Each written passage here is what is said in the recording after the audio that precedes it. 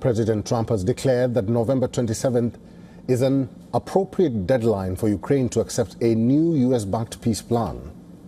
He says President Volodymyr Zelensky will have to approve this proposal, adding that he will have to like it if any progress is to be made towards ending the war.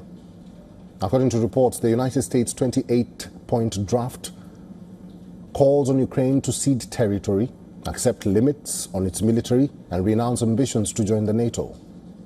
It also contains some provisions that Russia might oppose, such as requiring Russian forces to withdraw from some captured areas. Reports suggest Trump also threatened to cut vital intelligence sharing and weapon supplies for Ukraine if it fails to agree to the agreement. According to reports, if Europe tries to replace the US's intelligence contribution in Ukraine, it will require a stark increase in funding from the UK and EU member states. It will also require a focus on coordination and overcoming some European legal restrictions on sharing intelligence. Have to like it, and if he doesn't like it, then they should just keep fighting, I guess. Yeah, we have a way of getting peace, or we think we have a way of getting peace. He's going to have to approve it. For the second time, Trump publicly reminded Zelensky of his limited bargaining power, stating that he doesn't have the cards to dictate terms of the war. Well, at some point he's going to have to accept something. He hasn't accepted. You remember right in the Oval Office not so long ago, I said, you don't have the cards. Don't forget, I inherited this war. This war never would have happened. I inherited this war.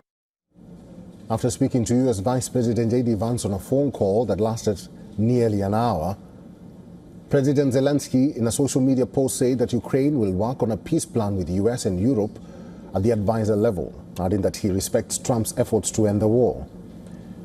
However, in a video address, he warned of a tough decision that needs to be made over the plan. Right now is one of the most difficult moments in our history. The pressure on Ukraine is one of the hardest. Ukraine may face a very difficult choice, either the loss of dignity or the risk of losing a key partner, either the complex 28 points or an extremely harsh winter, the harshest, with further risks. Russian President Vladimir Putin said the US plan could form the basis of a settlement, but added that Kyiv is still under illusions.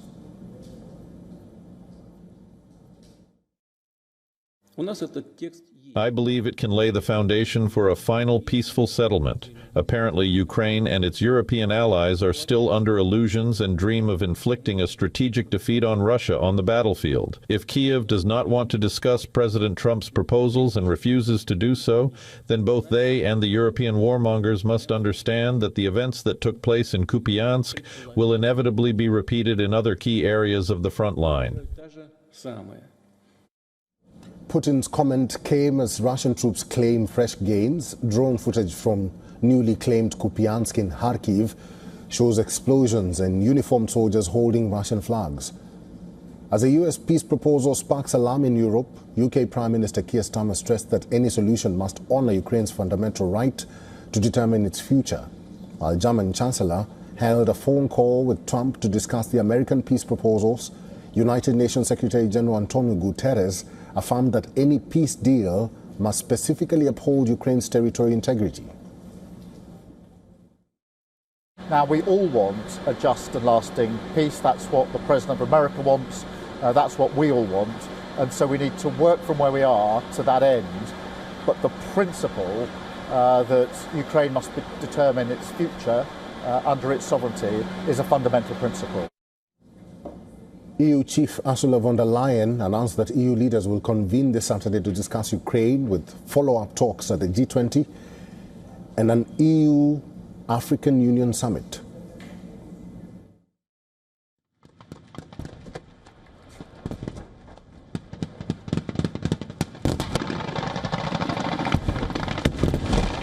W wyniku znanych strat na tarczy sławnie przeciwnik spieszył piechotę i dążył do opanowania.